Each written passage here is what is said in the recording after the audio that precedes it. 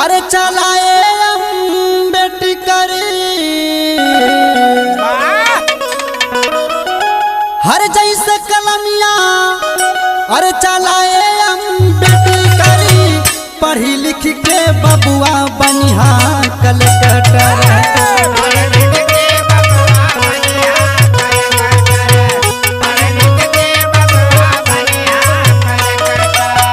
जैसे कलमिया चलाए अम्बेडकर पढ़ी लिख के बबुआ बनिहा कलेक्टर।